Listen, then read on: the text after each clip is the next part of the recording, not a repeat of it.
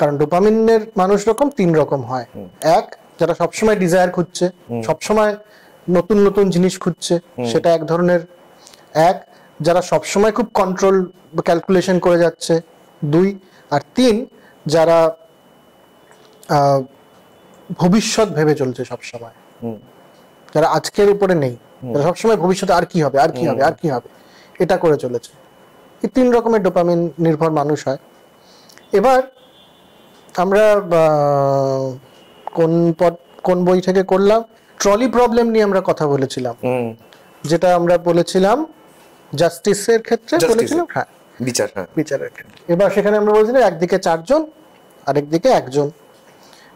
এবার ওই সমস্যাটাতে একটা, তার মধ্যে একটা প্যাক ছিল যে ওই যে 1 জন সে যদি আত্মীয় হয় বা বন্ধু হয় তাহলে কি করবে।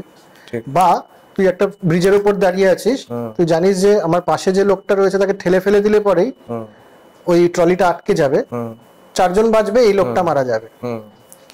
দূর থেকে তো আমি সিলেক্ট করতে পারছি কোনটা ঠিক বা কোনটা ভুল, কিন্তু যখন আমার কাছে আসছে এই লোকটাকে ধাক্কা দিয়ে ফেলে দেয়া আমার পার্সোনাল ইন্দ্রিয়গ্রাহ্য স্পেসে, বা ওই লোকটা আমার বন্ধু বা আমার আত্মীয় আমার ইমোশনাল স্পেসে, তখন কিন্তু চয়েসটা চেঞ্জ হয়ে যাবে। যে শুধু ডোপামিন দিয়ে চলে সে কিন্তু একদম মানে অপটিমাল আউটপুট কি একজনকে বাঁচানো, সে তখন ওই লোকটাকে ধাক্কা দিতেও দ্বিধা করবে না। বা পাশের জন যদি বন্ধু বা কেউ হয়, আত্মীয় হয়, তাকেও মারতে দ্বিধা করবে না। এটা একটা সমস্যা। এবার এই সমস্যাটার একটা অন্য রূপ নিচ্ছে আজকের দিনে, সেটা হচ্ছে সেলফ ড্রিভেন কার। আমরা তো আসছি এমন দিনে যখন ড্রাইভার থাকবে না গাড়িতে, টেকনোলজির সাংঘাতিক উন্নয়ন হবে। তো সে এরকম একটা পরিস্থিতিতে পড়লে পরে সে কি করবে, সেই গাড়িটা কোন দিকে মোড় নেবে। সেই এআই বা সেই সেলফ ড্রিভেন কারের যে আর্টিফিশিয়াল ইন্টেলিজেন্স দিয়ে চলছে, সেই আর্টিফিশিয়াল ইন্টেলিজেন্সটার মধ্যে কি ডোপামিন বেশি না এইচএনএন বেশি,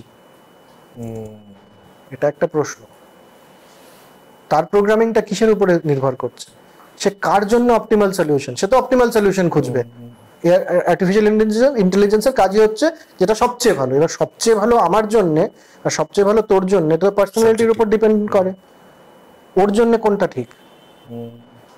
ও কি মালিকের পক্ষটা বুঝবে? ধর তুই রয়েছিস, এবার দেখা যাচ্ছে যে একটা গাড়িতে 4 জন রয়েছে, ও দেখতে পাচ্ছে অ্যাক্সিডেন্ট একদম মুখোমুখি হবে। একটা উপায় হচ্ছে তোর গাড়িটাকে তুই পাশের দেয়ালে ক্র্যাশ করে দিলি, এবার যে ওনার সে মারা যাবে কিন্তু ওই 4 জন বেঁচে যাবে। এটা তো ডিসিশন নিতেই পারে যে ওনারকে মেরে ফেললে 1 জন মরলো আর ওই 4 জন বেঁচে গেল। তো এগুলো হচ্ছে আর্টিফিশিয়াল ইন্টেলিজেন্সের ক্ষেত্রেও এই প্রশ্নগুলো খুব উঠে আসছে। ঠিক।